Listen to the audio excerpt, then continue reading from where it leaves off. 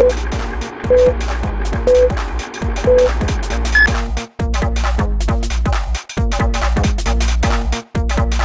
last year, the Senate Intelligence Committee completed a 6,000-page report on the CIA's torture program under the Bush administration, but the report remains classified due to opposition from some in the White House and the CIA.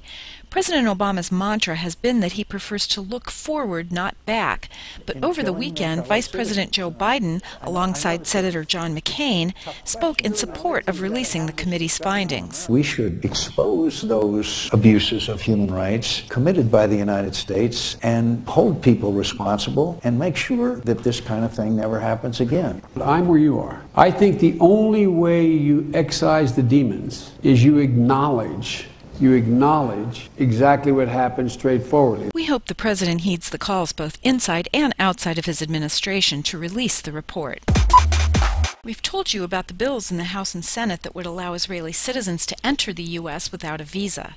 Countries in our visa waiver program must promise reciprocal treatment to American citizens. But Israel wants a waiver for that too, and some members of Congress are willing to grant it, effectively saying it's okay for Israel to discriminate against American citizens. Two influential newspapers have published editorials criticizing this lopsided legislation. One urges California Senator Barbara Boxer and her colleagues to grow backbones and refuse to trade the interests of their own constituents for those of a foreign nation. The other criticizes Maryland Senator Ben Cardin for supporting the Senate bill, which would enshrine into U.S. law a provision allowing another country to discriminate against Americans based on their ethnicity or religion.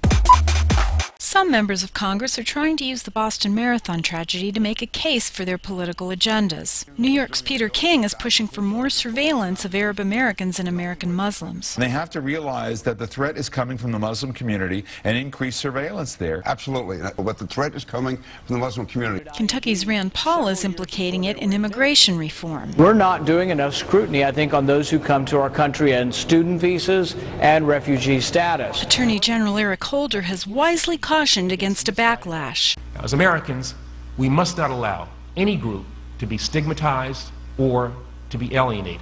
The Boston bombing was a terrible tragedy, and it shouldn't be exploited to push profiling programs, delay much-needed immigration reform, or further erode our civil liberties.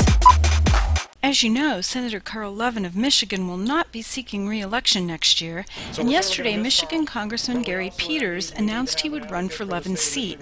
Peters is a three-term Democrat who's been a vocal supporter of the DREAM Act. Congressman Justin Amash and House Intelligence Committee Chairman Mike Rogers have been eyeing the seat but have yet to make it official. Peters is a pro-immigration Democrat, while Amash is an Arab American civil libertarian.